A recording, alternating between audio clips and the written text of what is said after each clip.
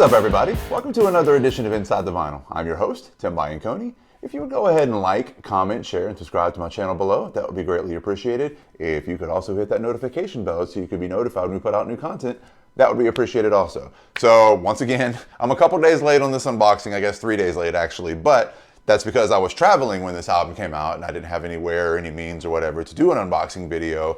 And I am talking about the brand new Alice Cooper album, The Revenge of Alice Cooper. So for those that don't know, according to the hype sticker, it says, after 50 years, the new album by the original Alice Cooper group. Let me see if I can read this bottom part here. Let's see, the natural successor to Billion Dollar Babies, Killer and Love It to Death. So I guess we're just going to leave Muscle of Love out of there, even though that's a pretty cool album. But anyway, you know, as you can see on the top here, it says starring Alice Cooper, Michael Bruce, Dennis Dunaway, Neal Smith, and featuring a special appearance by Glen Buxton, as unfortunately Glen did pass a long time ago. So all 5 original members of the Alice Cooper band are appearing on this album, and with the 4 living members obviously doing, the vast majority of the work here. So anyway, there you go. This just came out this past Friday, which was July 25th. And I was in Nashville, and I actually picked this up at a store there called GRIMEY'S, which is a pretty famous record store, like very famous even, not just in the Nashville area, but also like nationwide. And I actually talked to the owner about this record for a little bit. He saw I was picking it up. And he said he was called for recommendations on a local guitar player or whatever that could maybe fill in the blanks for Glen Buxton. And he did have a recommendation. And while maybe not on the front part of this or, the main cover, I think it is in the liner notes. And his name did appear in the Wikipedia that I read about this. So let's go ahead and open this bad boy up. Now again, this was announced months ago because that's the way they promote music now. Let's put singles out 6 months before an album comes out. I don't get that. It's been happening for years, and maybe it works for pop music, but it's never worked for rock music, and I don't understand why they do it. But anyway, okay, cool. So now I have this opened up, and I will say the texture on this is a little different. It's not as glossy as like a standard, or like a more current record jacket would be.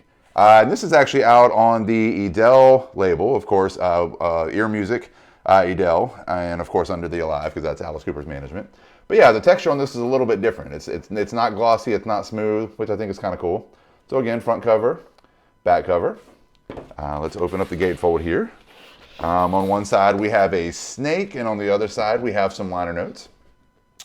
So very, very cool. And I don't think I think online there were some different variants and stuff like that. I don't think I picked up anything like that. I think this is just standard black vinyl, but we will see. But here we go. On the first record's inner sleeve, we see Alice on one side, and we see Michael Bruce on the other. And of course, there are some song lyrics there. And I am correct. This is just black vinyl, but still, that doesn't mean it's not cool. So again, there is the sticker in the middle with that snake that was in the gatefold. And then there's side B. Okay. I'm assuming this is 180 gram. I mean, it doesn't quite feel as heavy as 180 gram normally does, but that's the assumption we're going to go with. Let's see. Nothing else too crazy in there. Or no other inserts or anything. I don't know what I'm saying. All right, let's see. Are there any inserts or anything in here? No. All right. Now, I'm assuming the record probably looks the same, but we'll go ahead and take a look at this other inner sleeve.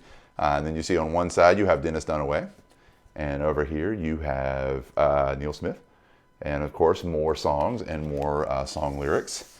And again, the second record, it's got different pictures on the inside, in the inside sticker there, but pretty much the same idea, the same scheme, color scheme, all that stuff. So, there you go.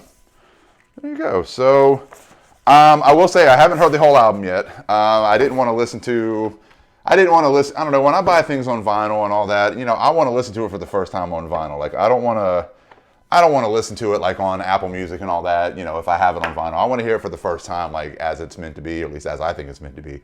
So I've only heard a few songs on this record. So I want to say I want to say the first 3 songs. I know Black Mamba was the first one they put out, and I know they put out Wild Ones previous. Up All Night maybe, and then there was maybe one other song.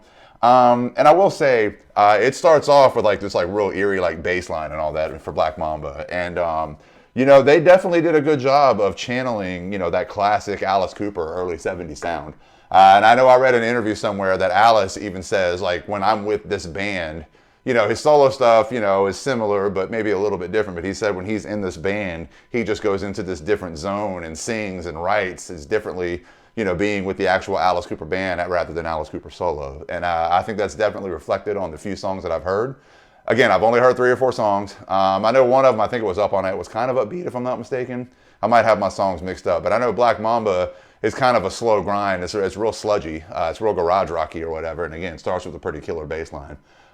You know, and has just that eerie classic Alice Cooper sound. And I mean, Alice is a freak of nature. I mean, he's what, in his mid 70s, maybe even late 70s at this point, and has lost absolutely nothing. Still sings the same. He looks creepier now than he did in the 70s. I mean, it's just, you know, dude's a total freak of nature. I don't know how much touring they'll do behind this. I know there's one show or something like that that's coming up where everybody will be together. I imagine beyond that, you know, Alice would probably still tour with his regular touring band. Again, I don't know all the ins and outs of all that stuff, but I am excited to get this on the turntable and listen to it, as I got really excited when it was announced months ago. Now it's here. There are some other special editions. I almost bought the CD box set that came with like the CD of the album. It came with like a 7-inch of a couple of unreleased songs, and then it came with a t-shirt. And the GRIMEY'S owner guy was trying to get me to get that too, but I don't know. My thought was, like, as soon as I get this box home, I'm going to open it up, I'm going to wear the t-shirt, and then the box is going to be worthless. So I just decided to go with this for now.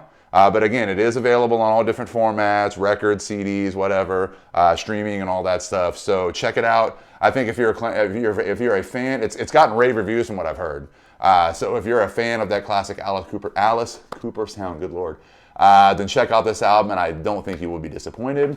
That's all I've got for you this time. Like, comment, share, and subscribe. Hit that notification bell right there so you can be notified when we put out new content. I don't think that's a link, so don't hit that one.